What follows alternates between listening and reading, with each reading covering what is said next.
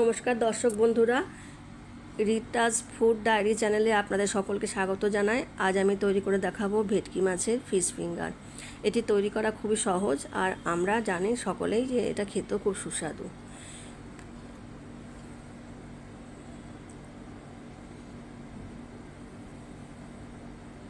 এবার কি কি লাগছে সেই উপকরণগুলো বলি। মোটামুটি 750 মতো ভেটকির ফিলে আছে, যেটা ফিঙ্গার আকারে কাটা আছে। 3টে ডিম,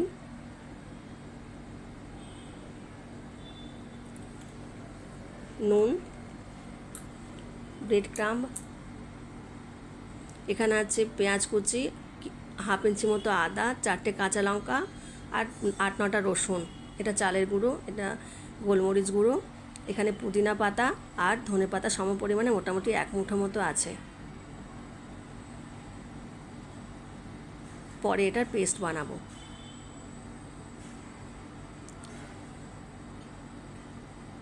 আর একটা লেবু,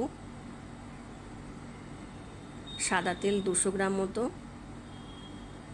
শুকনো লঙ্কার গুঁড়ো।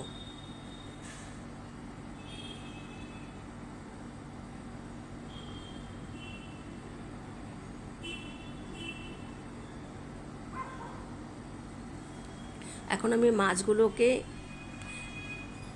ম্যারিনেট করব প্রথমে একবার, তারপর আরেকবারও করব। প্রথমটা দেখাচ্ছি। এর মধ্যে প্রথমে নুন নেব,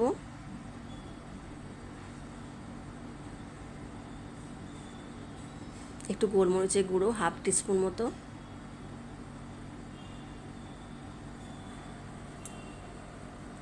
একটা লেবু নিয়েছিলাম কিন্তু আমি এটা অর্ধেকটা দিয়েছি, পুরোটা লাগেনি। এবার এটা দিয়ে খুব ভালোভাবে মিশিয়ে আমি 5-6 মিনিটের মতো বাইরে রাখবো, ফ্রিজে রাখতে হবে না এটা। তার মধ্যে আমি একটা পেস্ট তৈরি করে নেব,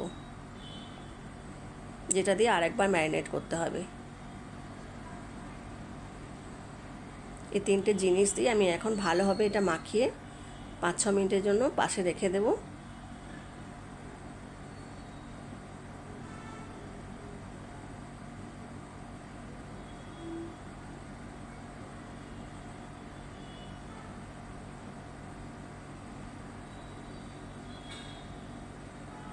এটা তৈরি করতে কিন্তু বেশি সময় লাগে না, তাড়াতাড়ি হয়ে যায়। আর অন্য যে কোনো মাছ দিয়ে এটা তৈরি করা যায়, ভেটকি মাছই লাগবে তার কোনো কথা নেই। তবে ভেটকি মাছের যেহেতু ফিলেটা কাঁটাটা থাকে না, সেই জন্য খেতে ভালো লাগে। আর এর মধ্যে আমি আবার একটা মিক্সিং জারের মধ্যে নিয়েছি, পেঁয়াজ কুচিগুলো নিলাম, 4টে কাঁচা লঙ্কা, 1/2 ইঞ্চি মতো আদার টুকরো, 8-9টা রসুন,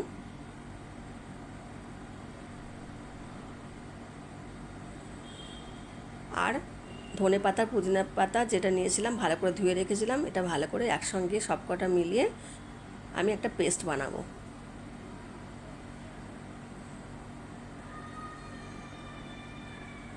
পেস্ট তৈরি করা হয়ে গেছে।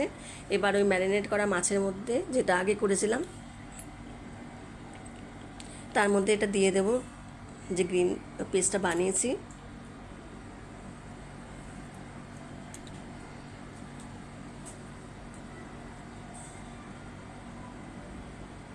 এর মধ্যে আরও কিছু জিনিস যাবে, সেটা বলছি একে একে।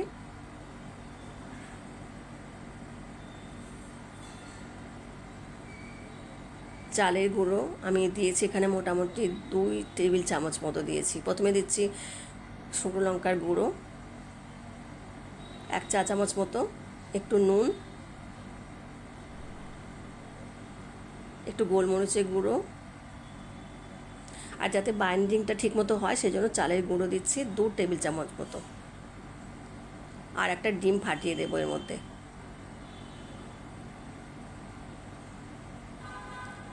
একটা ডিম দিলাম।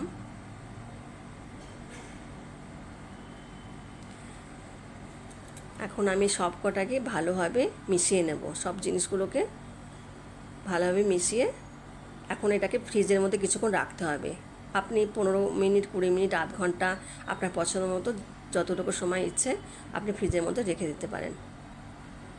তাতে জিনিসটা সেট হবে ভালোভাবে, মশলাগুলো ভালোভাবে মাছের মধ্যে মিশে যাবে এবং একটু ভালো লাগবে আর কি। খাওয়ার সময় বোঝা যাবে মশলাগুলো ভেতরে, মাছের স্বাদটা বোঝা যাবে।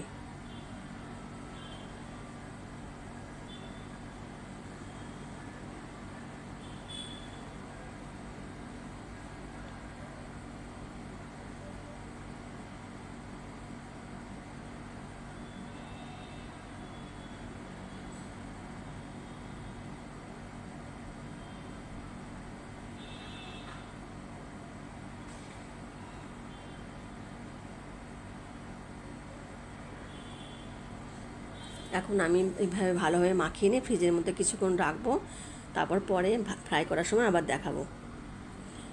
আমি ফ্রিজ থেকে বের করে নিয়েছি। এবার একটা বাইন্ডিংয়ের জন্য, কোটিং যেটা বাইন্ডিং হবে তার জন্য একটা 3টে ডিম নিয়েছি। মাছের উপর যে কোটিংটা হবে 3টে ডিম ফাটিয়ে নিয়েছি। তার মধ্যে গোলমরিচ গুঁড়ো, নুন দিলাম আর একটু শুকনো লঙ্কার গুঁড়ো দেবো। এবার ভালোভাবে ডিমটা 3টে ডিমকে ভালোভাবে ফেটিয়ে নিতে হবে।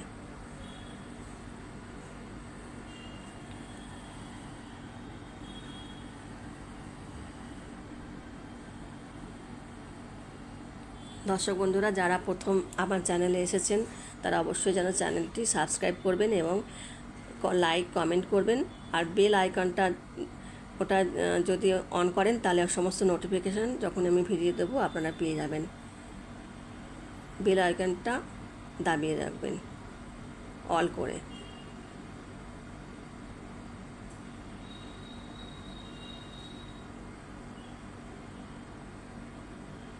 এবার যে মাছের কোটিংটা আমি বানাবো,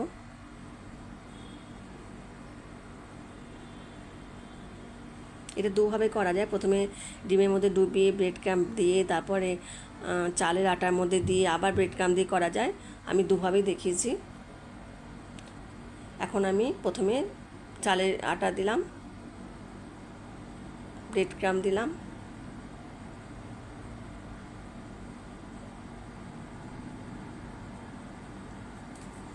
এবং মোটামুটি ফিশ ফিঙ্গারের আকারে আপনি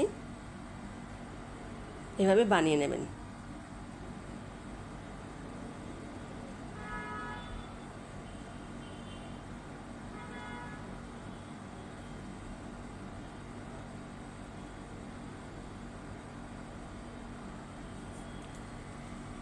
প্রথমে ডিমের গোলায় দিলাম, না প্রথমে হ্যাঁ ডিমের গোলায় দিলাম, তারপরে চালের আটার মধ্যে দিচ্ছি। ভালোভাবে চালের আটাটা মধ্যে মিশিয়ে দিলে বেশ ক্রিস্পি লাগবে। তারপরে ব্রেড ক্রাম্বের মধ্যে ভালোভাবে মিশিয়ে ভালো করে ঘুরিয়ে ঘুরিয়ে লাগাতে হবে গায়ের মধ্যে মাছের যে টুকরোটা, তার মধ্যে। এবার এটাকে একটা ফিঙ্গারের মতো আকৃতি দিতে হবে। এভাবে একে একে আমি সব বানিয়ে নেব।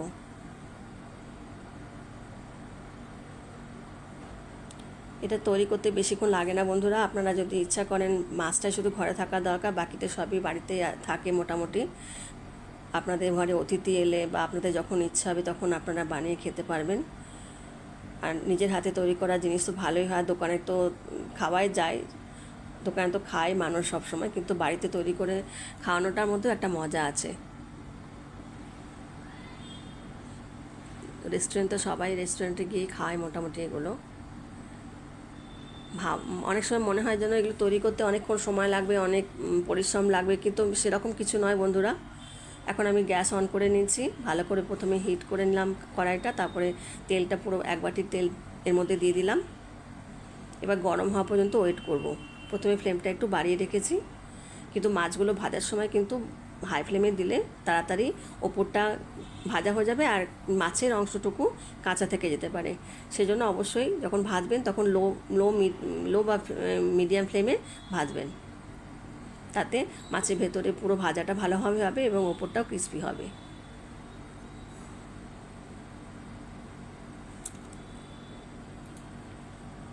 এভাবে আমি সব কটা গড়ে নিয়েছি।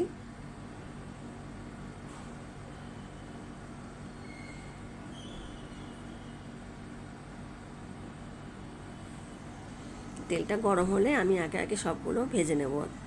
3-4টে করে মোটামুটি দিলে আপনার ভালোভাবে ভাজাটা হয়। সবগুলো একসঙ্গে তো দেওয়া যায় না,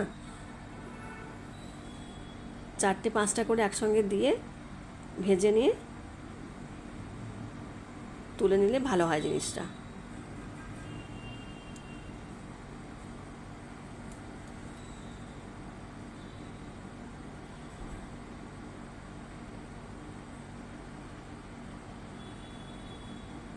এখন মিডিয়াম আমি করে দিয়েছি আঁচটা।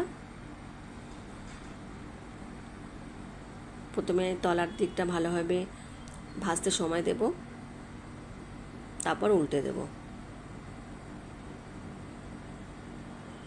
ভাজতে কিন্তু বন্ধুরা বেশি সময় লাগে না, খুবই তাড়াতাড়ি হয়ে যায়। এখন একদিকটা হয়ে গেছে ভাজা, আমি উল্টে দিলাম। আপনারা যেন ভিডিওটা সম্পূর্ণ দেখবেন, আর যারা নতুন এসেছেন তারা দয়া করে সাবস্ক্রাইব করবেন, আর যারা সাবস্ক্রাইব করেছেন ভিডিও দেখছেন তাদেরকে অসংখ্য অসংখ্য ধন্যবাদ।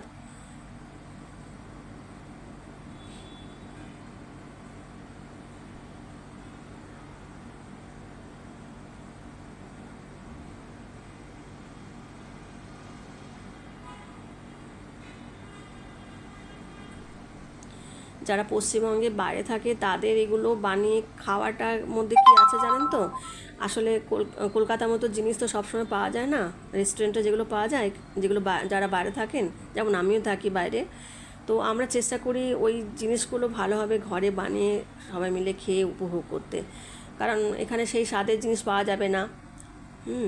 সেই জন্য আপনাদেরও বলছি, যারা বাইরে থাকেন পশ্চিমবঙ্গের বাইরে, তারা নিশ্চয়ই এগুলো বানিয়ে খাবেন, বাড়ির লোকেদের খাওয়াবেন। অনেক সময় বাচ্চারা পশ্চিমবঙ্গে থাকে না বলে তারা খাবারের যে আমাদের কলকাতার যে খাবারের মেনু আইটেম তারা অনেকে জানেই না যে কী খাওয়া হয় কি না খাওয়া হয়, ওদেরকে এগুলো খাওয়ালে তারা এই জিনিসগুলোর সঙ্গে পরিচিত হবে। আর বেশিক্ষণ লাগে না বন্ধুরা, সত্যি বলছি, একদমই কম সময়ে এগুলো হয়ে যায়।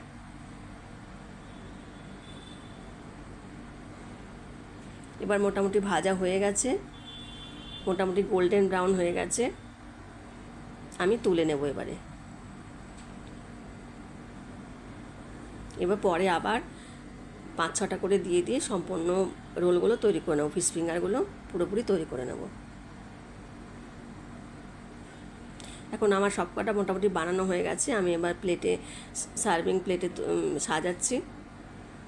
আপনাদের ঘরে যদি কাসুন্দি থাকে তাহলে অবশ্যই কাসুন্দি দিয়ে খাবেন। অনেক সময় আমাদেরও থাকে, কিন্তু এই মুহূর্তে আমার কাছে নেই, ওই জন্য সস দিয়ে খাবো এখন আমরা। আর আপনারা নিশ্চয়ই কাসুন্দি দিয়ে খাবেন, যাদের ঘরে এটা আছে কাসুন্দি, টেস্টটা খুবই ভালো লাগবে তাতে। যারা ভিডিওতে সম্পূর্ণভাবে দেখলেন তাদেরকে অসংখ্য অসংখ্য ধন্যবাদ আমাকে ভিউ দেওয়ার জন্য আমার চ্যানেলে। কেমন লাগছে বলবেন, কমেন্ট করে অবশ্যই জানাবেন, আপনাদের মতামত খুবই প্রয়োজনীয়।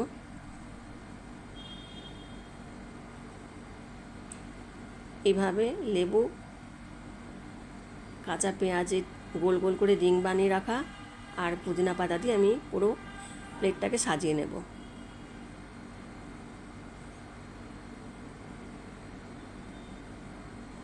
অবশ্যই সাবস্ক্রাইব করবেন বন্ধুরা। তাহলে আজকের মতো আসি, আবার অন্য একটি রেসিপি নিয়ে আবার খুব শীঘ্রই আসবো। আপনারা সকলে ভালো থাকবেন, সুস্থ থাকবেন।